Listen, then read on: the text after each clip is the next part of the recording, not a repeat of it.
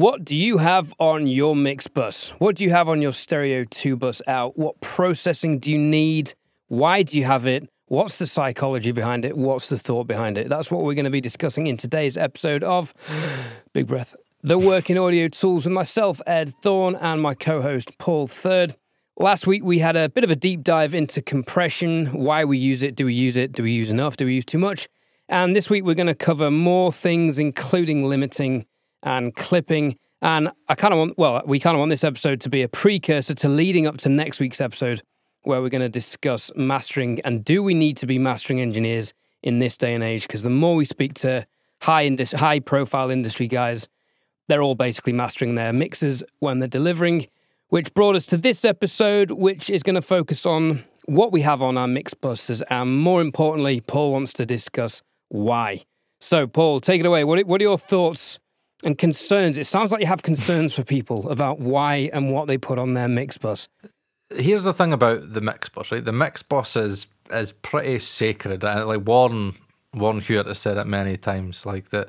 You know, the Mixbus is a very sacred place, and you know there is many people that believe that you shouldn't put anything on your 2 bus. But if you speak to most mixers, you'll find that they're always putting stuff on the 2 bus. Now, I think it's very important to always have a very big understanding, or at least like some form of detail around why you do certain things on the Mixbus, because I think many people are in this preset generation where it's like, yeah, let's just check on what's on his Mixbus. I'll copy that. What's the exact setting? I'll copy that. I'll copy that. I'll copy that. And then they don't understand like why at the end of the mix they're like, I don't sound like Sparkston. I don't sound like Jason Joshua. I don't sound like such and such. I was such and such. But a Mixbus, right, is the accumulation of everything, right? So everything comes to the 2 bus. So when you process your 2 bus, you've got to process your 2 bus in relation to everything that's going into it, the way that you mix, the sound that you've got. So I thought it would be a very good kind of idea to talk about what me and Ed have on our Mixbus and to discuss the why, because there is a why behind everything that we do. We don't want to be part of this preset generation where we just copy whatever so-and-so's doing. There is a why to it, and there is context to it. So we'll do it one by one, Ed. How about that, right? We'll start off like I'll do one, you do one, and we'll move on, right? So I feel like we need to talk about whether we're top-down mixing. Oh, that's a good not. point. That's a good point, yeah. And if we're mixing into a limiter with mastering in mind, that there's a lot of elements to this. I mean, my process is I've traditionally done top-down mixing, but I've slightly skewed that, and I now more focus on bucket mixing with a view to getting the low end with the drums and the bass solidified first, then getting a vocal sound that I want, making sure the kick, the bass, and the vocals are a good level. And Nick from Panorama Mixing and Mastering has lots of videos on this kind of stuff, how he level matches stuff. He gets very scientific and mathematical about it. I just kind of go by ear, although I have been using Insight for kick and bass to get those into a good place, which is a good start. And then you've obviously got to be conscious of compression and EQ, adjusting levels after that. Then when I've got a mix in a good place, then I'll look at the mix bus and think, okay, what does it need? Well, I usually go for a bit of glue. I'm pretty much always going through my SSL G comp, either the analog one or a plug-in version, if I'm doing a fully in-the-box mix, which, yes, Ed Thorne has been doing for certain clients just for ease of recall. And then from there, I've got a couple of things that I do kind of by standard, but they're more to deliver fake masters or what I call client masters to the clients who most of them need to hear things at a similar LUFS level, a similar loudness that they're hearing songs on Spotify in order to relate. We've discussed it many times on the channel. So I think in a nutshell, my mix bus is basically gluing things and preparing things for a client master. And does it top down? Are you mixing into it like a set chain? I would say no, because I leave myself a lot of, not initially, right? Okay. But I would say once I've got everything in the ballpark and I'm thinking, okay, well, I could tuck in the edges here and there, then I mix into it. But in terms of, am I mixing because I want to push into a compressor or a limiter? Not really, Right, okay. if I'm honest. I have done that, and what we've discussed many times is when you put on a limiter, it can change the sound. So at some point, I will put that in place, and I will push it, and I will try and get it to -10. I'll push it to -8 just to check how it sounds. If it's getting too bright, then at that point I'm thinking, well, does the client want it at -8 as a fake master, or is it bringing up too much top end? Or then what do I need to do at that point? So there's almost a consciousness of the mastering side of it coming in there. Mm-hmm. And this is what I want to talk about in next week's episode, because I have been mastering now, and it's a whole different mindset that I'm realizing it is going to probably slightly tweak how I mix. So this is an interesting conversation to have at the moment as well. What's your process on it? Are you top down? Yeah, so I do top down mixing just because it makes sense to me, and always it's something that always works for me. I know many mixers who do top down mixing and mixers that don't. I like to have a set chain that I mix into, but there's a context as to why it's in the chain and why I mix into it. So, for example, we'll start off with the first plugin on my Mixbus, and that is the Sonomus Blitzen routing. So for anybody that doesn't know, Sonomus Blitzen is basically like a console emulation. It's the Sonomus is one, the Blitzen is the Neve. And I've got a video on my channel where I did a few tests, and I was amazed by how much depth and openness that the whole summing thing created. And basically you have the tracks, and then you could route them to a bus instance, and then basically all of these instances go to a master instance of Sonomus Blitzen, and from there you could change levels if you want, but I never do that. Essentially it's just for the summing. That's all it is. And many people talk about analog summing. Dan Morrill made a very good video about that, talking about there isn't really, in terms of the whole summing thing, it's really an accumulation of non-linearities, and that's really all that is. But the actual summing side of it, there's no difference if it's fucking analog or digital. But yeah, a build-up of non-linearities is going to, and again, differences in phase and blah, blah, blah, blah, blah is going to kind of accumulate. So that's the first thing that I have running into. And what I like about the Sonomus Blitzen is it's good for gain staging. So, because it's got a VU meter, what I do is I always ensure that I've got the VU meter hitting around 0 VU at the most. Sometimes it might tickle the red a little bit, but it gives me a good level, because further down the road I'm using an analog piece of equipment. Oh my God, Paul Third actually using analog. Yes, there is an analog piece of gear, and obviously that needs gain stage, so it's a good form of. I like the sound of the summing, but it's a good way of gain staging my tubas, because at the end of the day, if you are using analog, or if you're using analog emulations, full stop, you should be gain staging them, because they are made to work a certain way if you want to get realistic to the hardware. So essentially my first kind of plugin is kind of summing, console summing emulation, but also gain staging as well. Have Sonomus changed the names of these recently? I'm seeing the N console, the A console, and the Satson. Yeah, so so what they've done is they've basically redone their algorithm, and they've came out with the N console, which is basically Blitzen, but they've added in a few more bells and whistles. But I didn't like the algorithm. It didn't. And the A console is clearly the API. Yeah, and I didn't like the API. Like, I did three mixes through it, and I did not like it.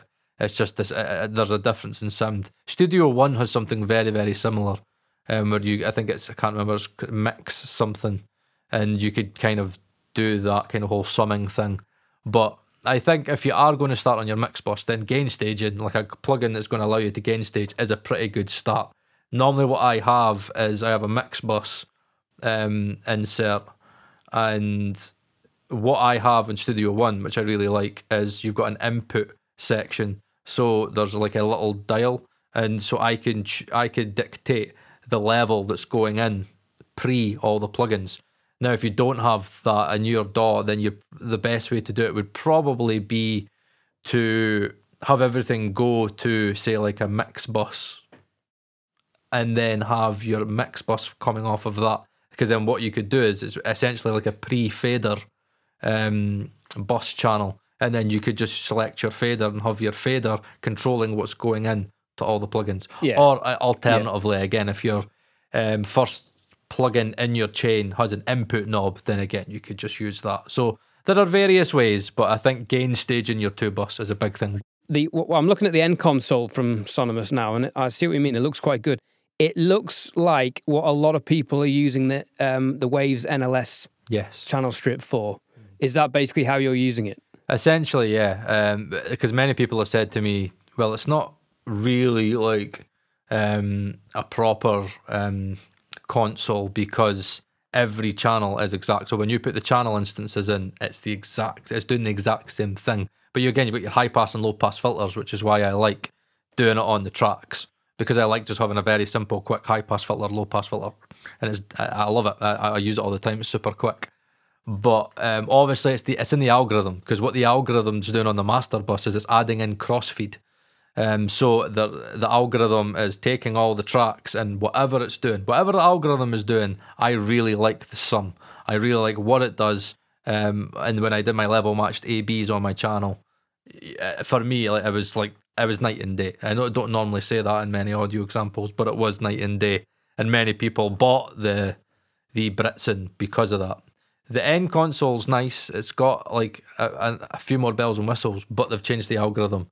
And for an autistic man like me, I despise when plugin developers change the algorithm on things. That's why they changed it. They didn't just bring out Britson, they brought out end console as a brand new thing, because it is a slightly different algorithm and it does have a different sound. I don't like the newer versions. Some people might, but I do. So yeah, gain staging, I think that's always pretty important to start out. What is the first plugin on your Mixbus? Well, it'll be my I/O to my SSL G-Comp. Right, so essentially the G-Comp is the very first thing. So you would do compression. That would be the very first thing that you would do on the Mixbus.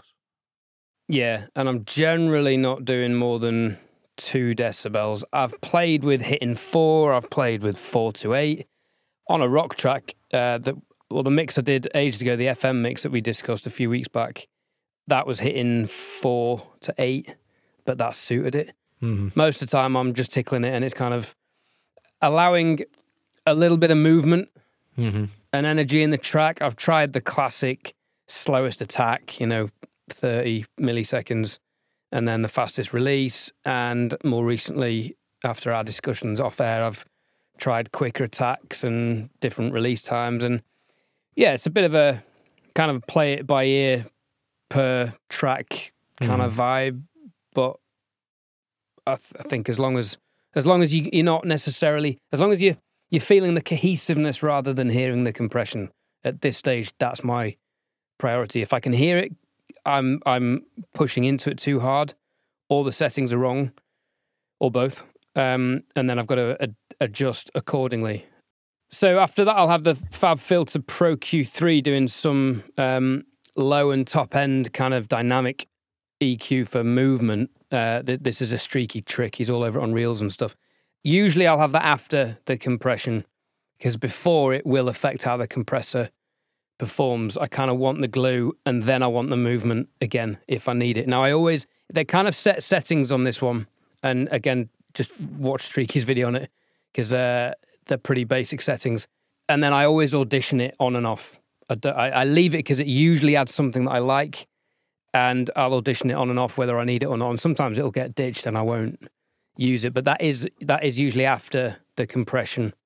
I should try it before. I am an advocate of trying everything before and after, but in this particular case, I don't really bother. And I think that's interesting that me and you do the same thing, where like if I didn't have the Sonomus Britson routing, the first thing I would do on the Mixbus would be compression.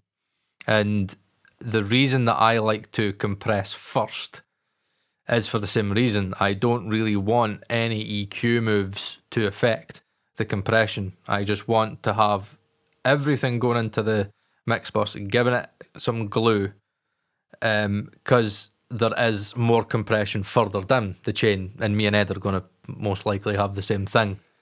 Now, when it comes to compression, this is the only piece of analog that I use now in my setup. I was doing the DBX sub-synth on kicks, but I don't do that anymore because Emra's kick shaper, his thump does it better for me, and it means I don't have to fuck about with I/O and shit like that. So I use a diode bridge compressor on the Mixbus. I have it. I've been playing about with it this week, and I used to have it at 2-to-1. Now I've got it at 3-to-1. I've got it at a fast-ish attack, so I want the low end and the snare to be triggering the compressor, because that's going to give you your glue. If you let in all the transients, then again, you don't get that glue. That's what I hear anyway. Some people do it differently. I think if you're going to let all the transients in on the Mixbus, and then to get the glue, you're probably going to have to do like a Tom Lardalgi and hit it like, I don't know, sometimes 4 to 7 dB. You're going to really have to hit it. But then again, you've got, to me, the transients poke out, and it's not giving me the glue. I want the low end and the snare to be tucked in and for everyone else to be brought up. I feel like we should tell the audience that you're referring to the HRK diode bridge 500 series units in stereo. They are linked via a cable, so it evens the output voltage of both. We're not talking about the analog Neve 33609 that Paul is definitely always going to be too tight to pay for. Yeah, I know what, I really like it, but what Bart's has is a vintage mode.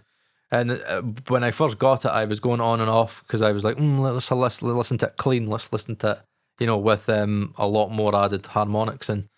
Because even in the clean mode, it's still adding odd harmonics. That's something that's very common with diode bridge compressors. And some people like even, some people like odd. I quite like odd, but I just like the overall character of the vintage mode. And I'm using quite a slow release-ish, slow-ish release. I was kind of doing it when it was timed, and then I was thinking, if I'm going to do this and change this every time, this isn't going to work for me for recall purposes, because, again, I would have to take photos and make sure it's absolutely bang on, and you can't get it bang on every time. Not probably that the client would hear any difference if you'd get pretty close, but I just want to have a Mixbus setting that I could just go into. So I've now got that set to 3-to-1. I've got the attack set a little bit slower than I had before, and I've got the release in a way where in nearly every track that I've been putting it through, the kick and the snare, the transients are kind of releasing just before it gets to the next hit, which I talked about last week. And what that's doing is it's giving me this glue that I like, and it's very subjective to me, but I want to glue the mix together, and then when it's glued, then I could see if I could maybe do a little bit more shaping. Some people prefer to do compression at the very end. I just prefer to do it at the start, because at the end of the day, if you're thinking as a mastering engineer, nearly everybody has a Mixbus compressor, and if it's going to mastering, then what do? They're EQing post-compression. So I don't know, it just kind of it makes sense in my head. So I've got compression, and then I do what Ed does, is I've got an EQ. Now, my EQ is very specific to me, very specific. It's only an 8K boost. That's all it is. I remember when I first got the Better Maker plugin years ago, and I tried the Pultec thing in the low end, and I did an 8K boost. And I was like, wow, that 8K boost is the chef kiss. And then I found out that the Better Maker is a completely clean, linear EQ. It's completely linear. So it's just basically the same as using the digital 8K boost in any EQ. And so it kind of got me thinking, why is it that I like the sound of the 8K? And the reason that I like the sound of 8K, and the reason a lot of other people will boost around that region on a Mixbus, is because modern mixes actually need to sound a little bit brighter than I think most mixers tend to mix off the bat. I think when you're first starting out, and especially me, I've got a certain tilt, and I think that my ears are tuned a little bit darker than other people. I think modern mixes do sound bright, and it's a brightness to me that you need to get used to. And I find that when I have just that 8K boost on the Mixbus, my mid-range always sits right. That upper mid-range always seems to sit right. The vocal sits right. Anything that's going to be around the guitars, blah, blah, blah. I always feel that it gives it the presence, and it gives it that clarity in mixes that I would be, that I think a mastering engineer would add anyway. And So how many dB and how wide a cue point are we talking here? it's pretty wide. Me being me, obviously I done a few tests, and I did it with a standard digital EQ, and I did it with I used to use titanium from Acoustica, which is essentially their tube tech, Pultec, and I always liked it because there was a pass through to it that I liked. And so obviously, me being me, I got an unplugging doctor and I measured the curves. So all the curves were identical, as identical could be.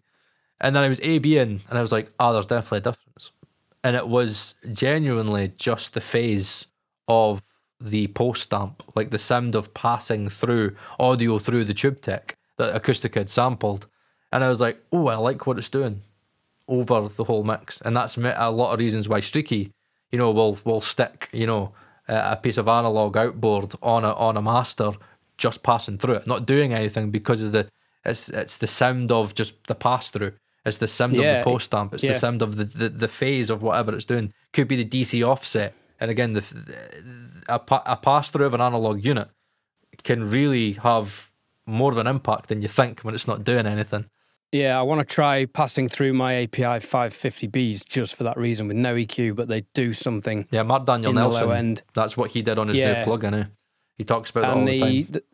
The UAD Pultec, sometimes I'll stick on a drum bus just for the sound. Maybe 1 dB top end EQ from like 10K or something, but there's something about that plugin that opens up the top end quite nicely. And since I've been mastering, I've just been putting on the UAD Fairchild.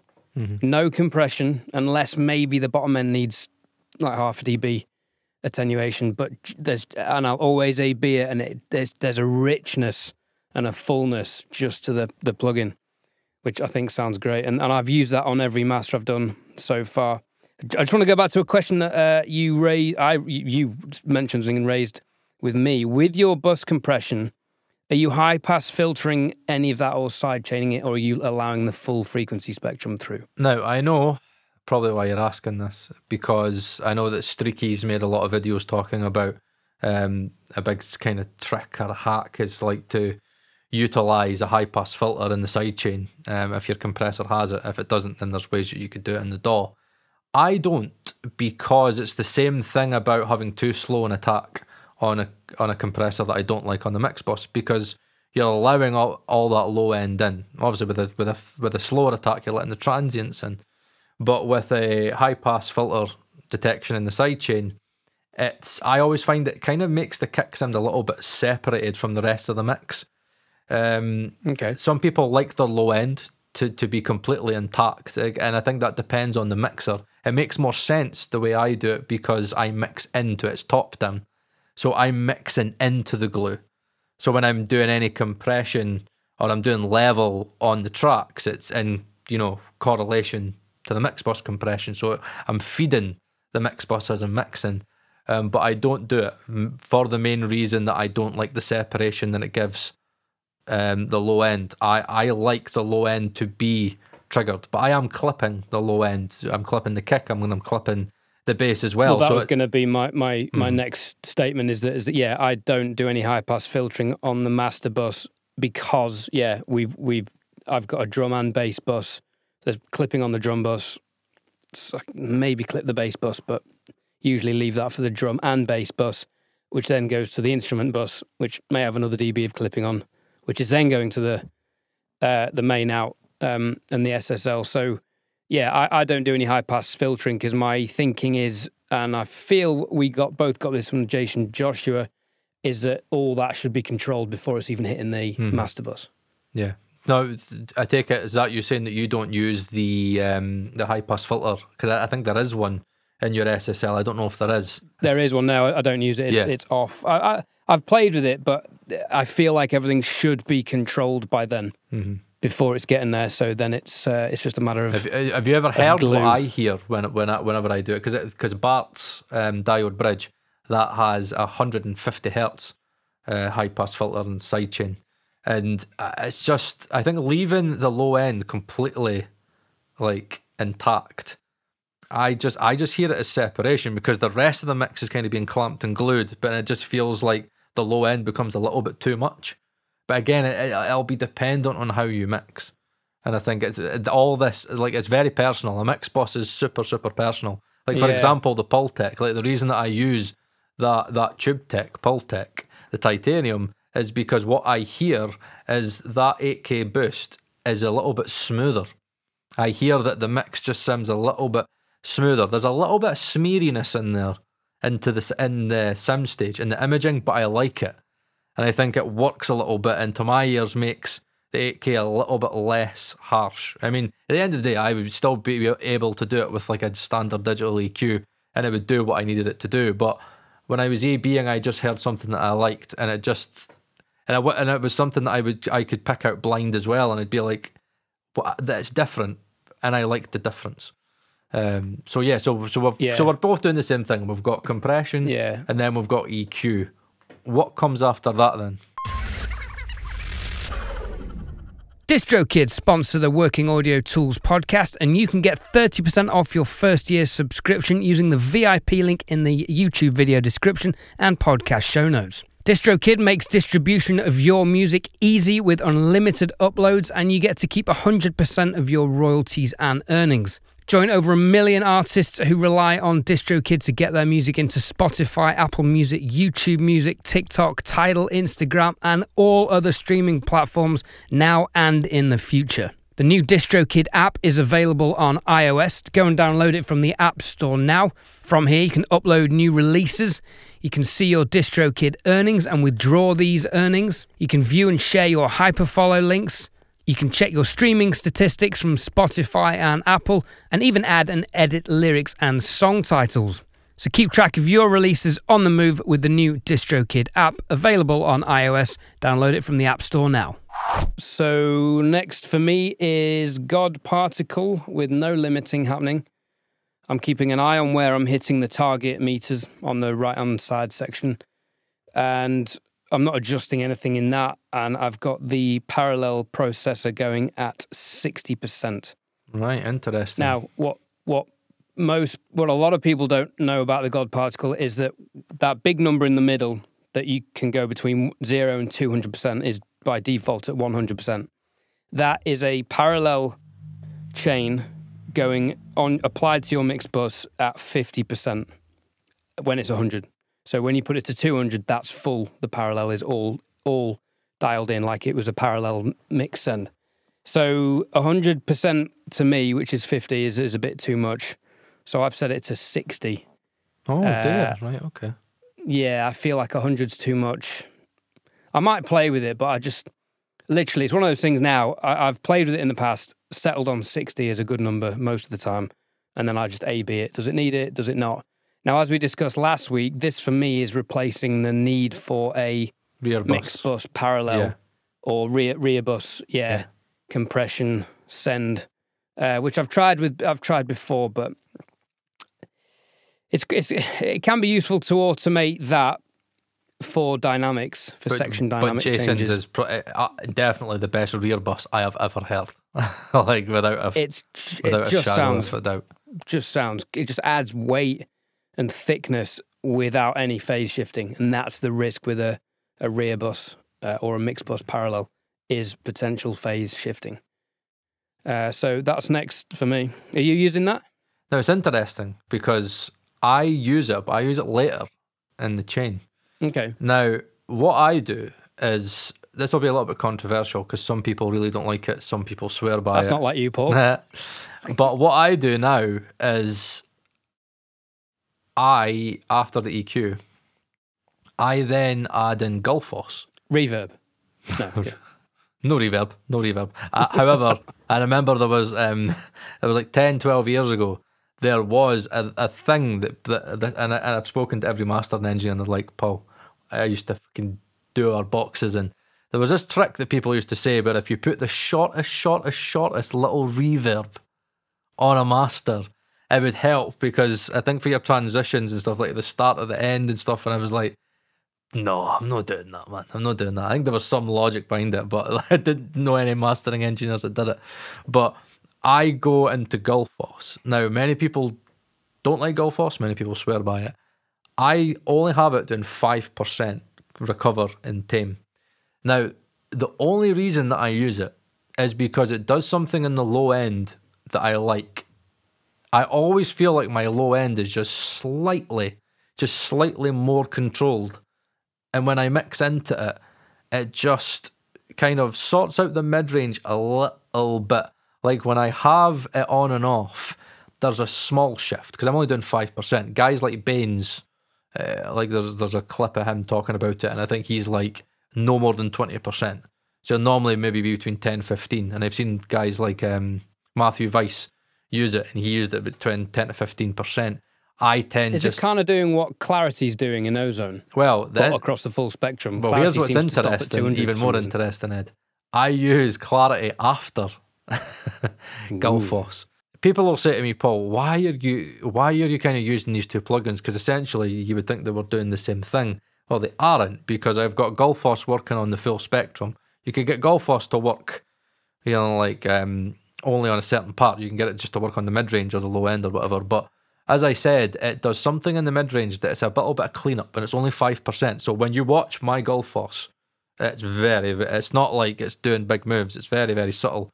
But on and off, I just hear the mid-range just kind of cleans up a little bit. It takes out a tiny little bit of mud. And the low end, I don't know if it's maybe the phase or whatever it's doing, I just feel like my low end is a little bit more controlled when it's just slight touches. I don't want Gullfoss to be doing too much.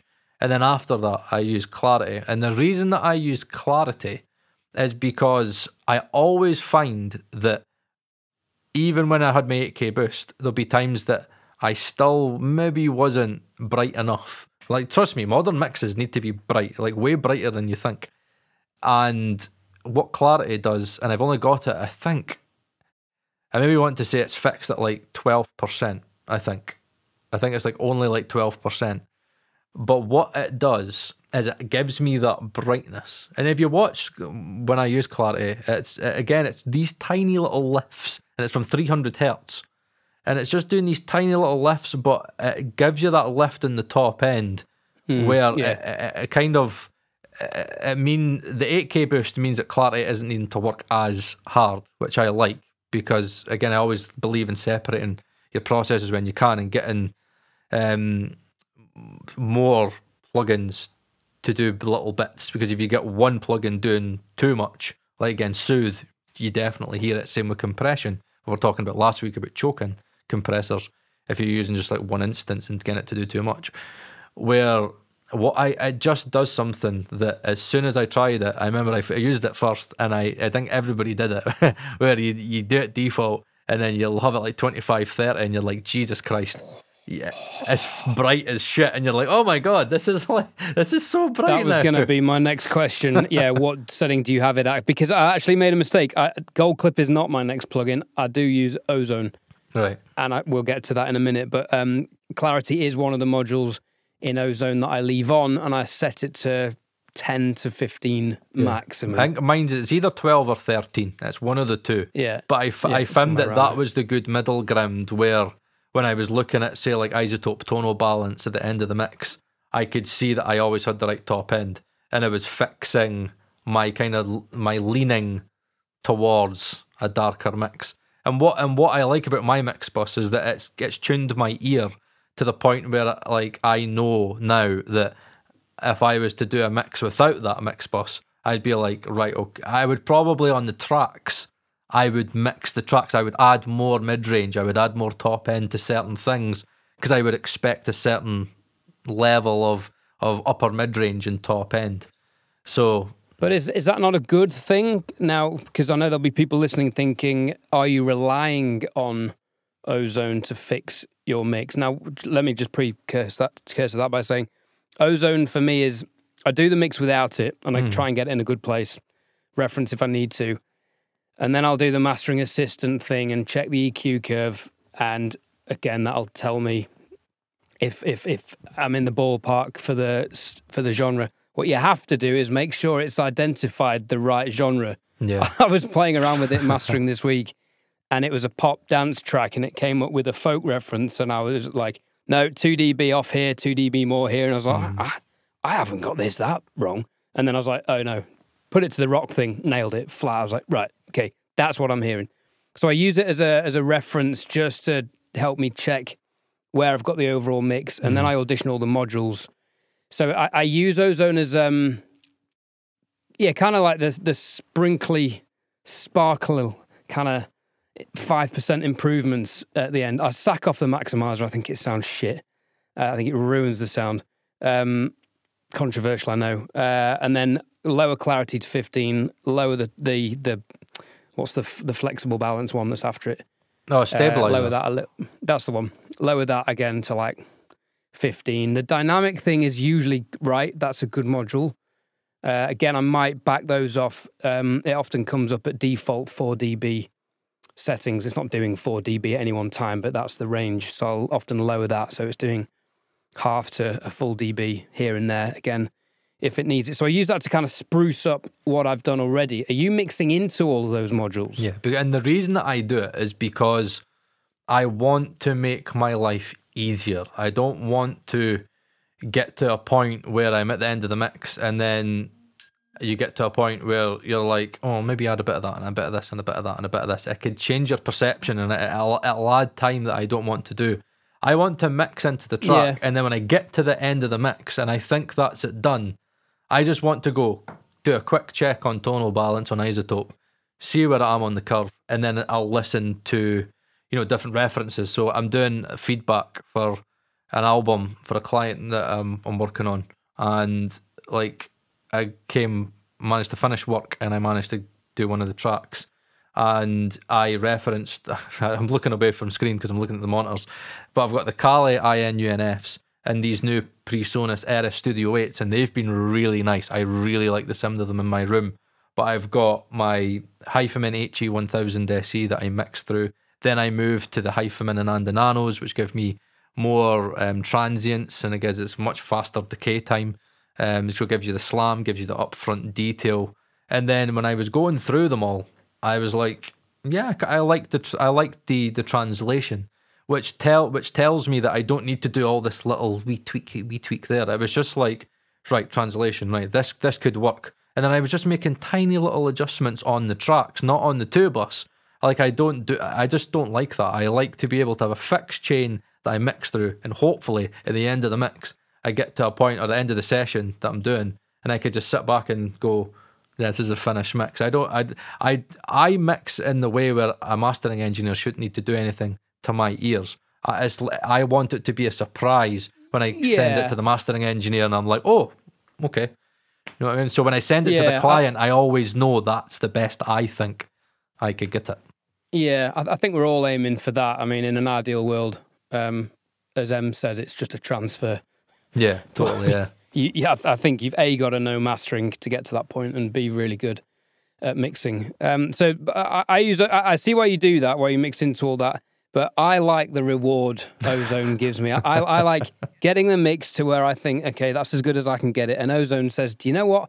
I can take it that 5% better, and you're better than you think you are. Well done. But I like that pat on the back. But do you not find that like the issue with Ozone is that because it is aimed more at beginners, it will do a lot of the same things all the time, and you'll be like, that's the same thing. Like I remember I've had this conversation where I put it through like 5 Serbian mixes and 5 Spike mixes, and some of the changes I wanted to do, I was like, I wanted to add so much. I'm like, this has already been mixed by arguably the best mixers in the world, mastered by like the best mastering engineers in the world, and Ozone's like, no, woof, woof, woof, add more transients, add more this, add more widening, imaging. You've got to take it with a pinch of salt, and I do think they need to work on the algorithm a bit, because you can have, like, my experience of it is you can have a dB or even half a dB too much bass, and it'll tell you need, 2 dB more or 3 dB more top end. It'll give you a disproportional change suggestion, whereas actually if you just roll back the bass half dB and the kick a dB, it'll come up flat again. So for me, it's an auditory feedback tool. I'm not necessarily implementing it. I will A/B again. So if it says, you need more mid-range or less mid-range, I'll A/B that band, and then I may take it, I may accept it, but I'll usually split the difference because I think it overdoes it. Yeah, I agree. So what have you got on after Ozone? For me, I then go into Gold Clip. Sorry, I got that wrong earlier. And then God Particle, then I'm into gold clip, and then I'm into L2. Right, okay. Gold clip, I'm not doing more than 1 to 1.5 dB a clip in. At that point, I think you can hear it. And then L2, again, playing it by ear to create a fake master. My approach to this is probably going to change the more I'm learning and understanding mastering when I get confident doing that. So this may change, but that's what I'm doing at the moment to deliver a client master or a fake master. Right, so... What's next for you after Ozone? DistroKid hosts a range of visually engaging social media promotion tools to help your release stand out from the crowd. Creative and colourful social media cards incorporate your artwork to help your release stand out. These are free to download and can be highly effective promoting your release. DistroKid also offer mini videos, which are free, short, customizable videos incorporating your artwork and a short clip of your track. And if this wasn't enough, DistroKid also have a tool to create a Spotify canvas generator, which is the video that plays in the background when you're playing a song on Spotify. Simply choose a theme and choose from dozens of different creative artwork concepts. These are free to use and great for engaging your audience, available on DistroKid. For an additional subscription of $8.25 a month, you can get your music videos distributed to Apple Music, Vivo, and Tidal, and you'll keep 100% of your royalties. With DistroVid from DistroKid. Again, another step. So what? And I'm trying. As everything's got context to it, right? So because I've added a bit of top end with clarity, I just want to always ensure that there's a balance there. So whilst it's like, and again, it's not always adding it. If you watch clarity, it's moving like that up and down. It's dynamic. It's very dynamic, isn't it? Yeah. But I like to use stabilizer, the stabilizer module in Ozone. Now I do all this. So again, clarity and stabilizer, they're on their own, like separate plugins. They're not in the mastering suite. Yeah. Now I picked this up from Nicholas from Panorama Mastering because he does it on nearly every single mix. And it's just using the high end of stabilizer. So the low and the mids are off, zeroed. Yeah. And so it's sitting at like 100% in the high band. And then I'm just, again, I think sensitivity is at 100. And I'm just using that, like basically, I think, see it like a mix knob. And I'm just bringing that up. And I'm just watching, and I'm only wanting it to do maybe like a dB or two. But I've got a certain way where I can judge it, where I know that if, you know, I don't get it to a point where I'm just, I needs to be seeing something. I think it's like if I don't do any more than like 30 or anything like that. Like if I'm getting to a point where I'm having to stick it to 35, 40 and just to see like 1 to 2 dB, then I don't need it. I've kind of nailed my top end. But normally I'll have it around like 13, 15, I find. And normally around that, it's normally doing maybe like a dB or 2 dB, sometimes in the high end. And it could be good for like if your cymbals are maybe just a little bit too hot, or just, again, might be a little bit, just a bit of harshness, maybe a bit of mid-range build-up. It's a great algorithm. And it's basically acting as a safety net for what clarity is doing. So clarity is adding in that mid-range, and I've got sibilance just as a little safety net, just to maybe tuck maybe 1 to 2 dB down in certain areas. And the two of them work well, because that's the great thing about stabilizer and clarity, is that they are modules that are made to work together.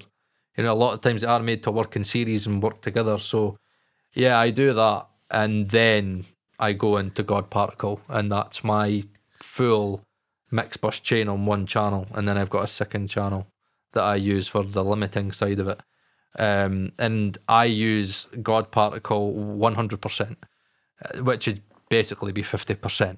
That's parallel. So I'm using it 50%, and that's the rear bus. And I think that when you think of, you made a great point last week, and I forgot that that's what it is. It's a rear bus. That's what it is. And, you know, I was talking about all the mixers that, you know, talk about doing a rear bus, and the amount of mixers that use God Particle, because there's a God Particle 2, I know that's a way to come out, and basically it's God Particle, but with presets from guys like Michael Brower and, you know, lots of big mixers that really, really like God Particle. So I just trust it. This is making a thought go through my head. I do have Jason Joshua's telephone number. I know. he very bravely gave it out at the mastering Mix with the Masters seminar at Abbey Road that Paul and I keep banging on about. And I thought, okay, you've got one chance at using this number. Maybe if God Particle 2 comes out, he will want the promotional opportunity. Maybe. And may come on the podcast. That'd be amazing, eh?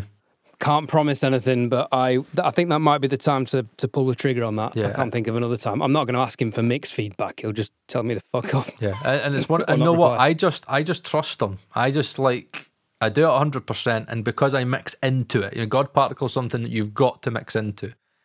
When YouTubers got God Particle, that's where they all fluffed their reviews. It's where they all made a mess of it because they tried to get a master and then they tried to fucking put God Particle on top of it, and they were like, "Oh, doesn't make sense." Then we're playing about with the EQs. I don't touch the EQs. I just mix into it. And the way that I mix into it, I've learned I kind of adapted my mixing so the low end and the mid range hits the targets.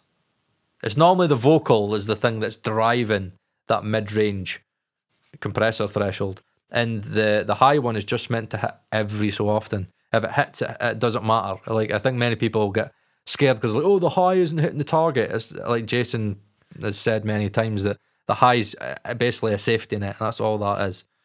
But it could be a good indicator if your high end is too much. Like if it's constantly going above the threshold, then your high end's too much. But I mixed through that, and that took away a lot of stuff that I had at the time when I was on my Mixbus, because I was using Acoustica Lift. It might have been 3. I was using the wideness in there, and I was using the clipping in that as well, and that was a big plugin for me. And God Particle just did everything from the imaging side of it, making things wider, control, clipping. There's transient stuff in there. And like Ed, I don't use the limiter. That was something I was very, very, very cautious about. And I made very clear when I did my review, I was like, don't use the limiter's shit. But it's annoying because it's got really good transient stuff going on in there. I think there's a form of clipping in that limiter, and it's working a bit like Ozone's Maximizer, but it's a bit crunchy. And what I mean by crunchy is it's very, very saturated. I don't want to add saturation on my Mixbus. I've already got saturation coming from the vintage mode in the Bart Herc diode bridge. I don't need any more. And especially when you're doing limiting and you're adding in distortion via your limiting, you could hear it. And I don't like the sound of it. It works for Jason, but it doesn't work for me, and it doesn't work for Ed, and it doesn't work for a lot of others that I know. But I get to a point where I mix through that specific chain, and they've all got a very specific task of something that I like. The compressors adding in the glue, the EQs adding in that presence, clarity, lift that I always feel that my ears kind of lack when I'm mixing. And then I have Gullfoss, which I think just kind of sorts out my low end a little bit, controls it a little bit. And clarity is giving me the brightness that I feel that most pop mixes have. So it's allowing me to have that level of brightness without it sounding too harsh. And then sibilance just as a safety net, just to kind of counteract anything that's maybe too much in clarity. And then God Particle as a rear bus, and really that would be it. But unfortunately, we live in the world of the loudness wars, and clients expect the mixes that you send them to be as loud as the mixes they're going to hear on Spotify. And so what I do is, and I don't need to do it, I don't know why, I actually don't have a reason for this. I don't know, still don't know why.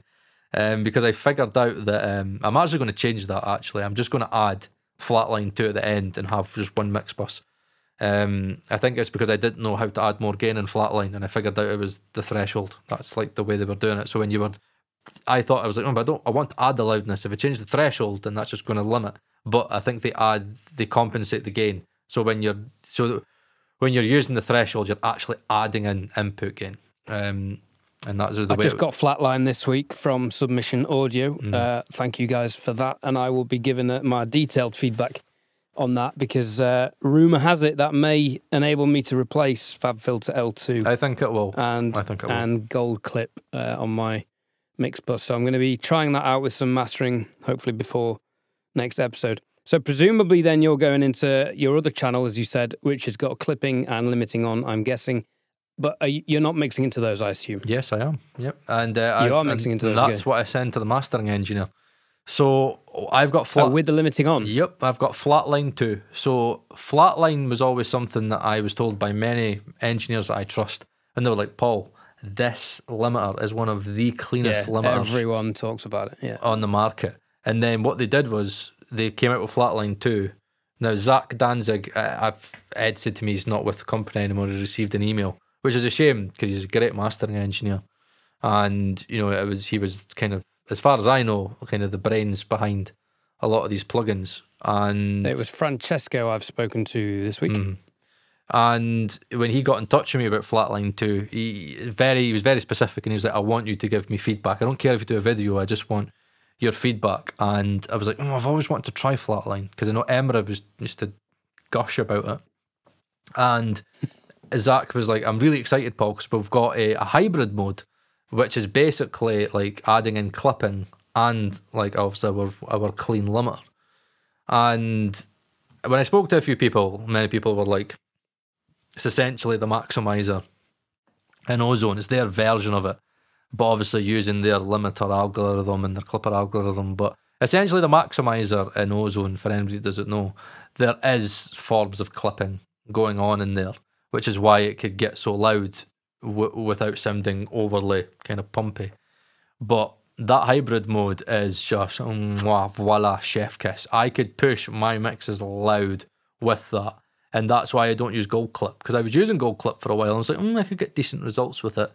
But as soon as I got Flatline, I was like, the transparency in Flatline is unbelievable. So I'm hitting my mixes normally around a -11 LUFS, because that's where I feel after that you start to audibly, it only gets worse from there, in my personal opinion, in many others' opinion. So I get my mixes to about -11, and so what I like about it, because I can see it on Flatline, is the way that I mix, because I clip certain elements going into all of this, is it's really only the clipper that's reacting. But without the clipping circuit, fucking hell, without the clipper algorithm in place, what would happen is it would be the limiter that would be engaging, which would mean you would get these ducks. Where what's happening with the clipper is, you could see it, it's just very, very fast peaks. So these fast peaks that are getting through, it's the clipper that's dealing with those, and the limiter is dealing with anything after the clipper. That's the way I see it. I might be wrong, but I'm pretty sure I'm correct, because I can see what it's doing. And it seems to be that the limiter always reacts after the clipper, because that makes sense. That's why you would have the clipping before the limiter, so the limiter's not engaging. It would make no sense to me to have the clipper after. But it's whatever they're doing, the algorithm is super, super clean and super, super transparent. I used to use Smart Limit from Sonable because I actually liked the sound of it, because I knew it had a sound. But then the more I thought about it, I looked at the channel linking, and I knew that the reason that it sounded different to me and a little bit wider was because they weren't fully 100% channel linking left and right. So there was a little bit of a side signal going in there. And I just thought about it more. The more I thought about it, I did ABs. I was like, transparency is the way to go. At the end of the day, if you're going to be pushing it to get a decent loudness, you want it just to be clean, and I mix into that. So I like to mix into limiter. I've talked about it many times, because at the end of the day, I want to get my mix pretty loud, and I want to see how the clipping is working in real time. I don't want to get to a point at the end of the mix where I don't know what the mastering engineer's hearing. And again, I want to get to the end of the mix, put it through the limiter, and be like, oh my god, this is hitting like -12 and it's sounding pretty overly compressed. I'm going to have to go back and change all of this. You know what I mean? It's disrupting your workflow, and it's changing your perception, because you thought you had the mix in a good place and now you've got to change stuff. Where I believe if you mix into it, then you could hear how the clipping is affecting the timing of the limiter and the way that it's working. And at the end of the day, I get like my mixes to -11 and I'm like, oh, these don't sound, I know that they don't sound overly compressed. So when I send them to the mastering engineer, they don't even know. Well, they do know, because they check their levels and they'll be like, oh, this is -11. He's obviously done a bit of lifting on that. But I'm still to have a mastering engineer get back to me and say, you shouldn't be doing that, Paul. Like, I could hear, like, it's pretty audible. Like, take that off. Like, I think when I was using Smart Limit, Marcel used to say to me, take it off. But ever since I've been using Flatline, he's just been like, Paul, Jesus, I could get these mixes loud, man, really easy. Like, many times he said to me, Paul, I could get your mix to like -6, and there isn't really much audible distortion. I can get this thing loud. Yeah, I mean, if you're delivering clipped and limited files, it makes sense from mastering it. You could do that. This is all stuff I want to practice with the mastering, which I think possibly brings us to our next question, which I think we need to answer in next week's episode, which is with the concept of doing fake masters or leaving limiters on mixers before delivering it to mastering. Do we need to have an understanding of mastering to be good mixing engineers? Now, my philosophy behind this has always been the more you know about as many subjects as possible surrounding what you're focusing on, the better you will be. If you understand recording, or if you understand mixing and you're a recording engineer, you'll be able to do a better job. If you understand where your recordings come from and how they've got different sounds, you'll be able to mix it accordingly. And if you understand how your mixing is affecting mastering, you can maybe tweak your mixing process to help the next person in the chain. That's specifically why I'm learning mastering, and it seems to be a very different mindset. So next week, I think we should discuss that. Does that make sense, Paul? Yeah, it does make sense. I think it's quite a good lead on to this, because at the end of the day, you know, my Mixbus is specifically set up to get me to a point where I would be ready for mastering. That's the way I see it. Because even when I was doing the recall today for one of the songs on the album, I don't know what I did, but it was just, I must have pushed the faders up or did something, and I looked at the flatline and I was like, Jesus Christ, it's fucking -8, and I'm like, fucking hell, it's meant to be -11. But I didn't, I just a little bit of me was like, the snare sounds a little bit overly compressed, and I went to my snare compression and was like, no, there's nothing there. What is it? And I went to flatline and I was like, all right, I'm just pushing. I'm just going in too hard to flatline, and brought it back. But that tells me that, like, if I was just to crank flatline, I wouldn't be able to get -8 in a way where, you know, it would sound like naturally the way I would like it to sound, which tells me that I need to learn. Like, I've got to a certain point when I can get to -11. I would say I can get to -10. I would say I can get to -10 pretty much where I want it to be. And hopefully it would be loud enough for a lot of people where you'd maybe get away with it and you wouldn't need any more loudness. But if you are into that kind of way where, I think Jason said the sweet spot was either -8.5 or -7.5. I want to say -7.5. No, -6.5. Well, he said the sweet spot was from, -6.5. I thought he said, that's I thought what it he's was more aiming than for. that. No, -6.5. Right. But then the style of music lends itself to that indie kind of rock stuff that we're doing.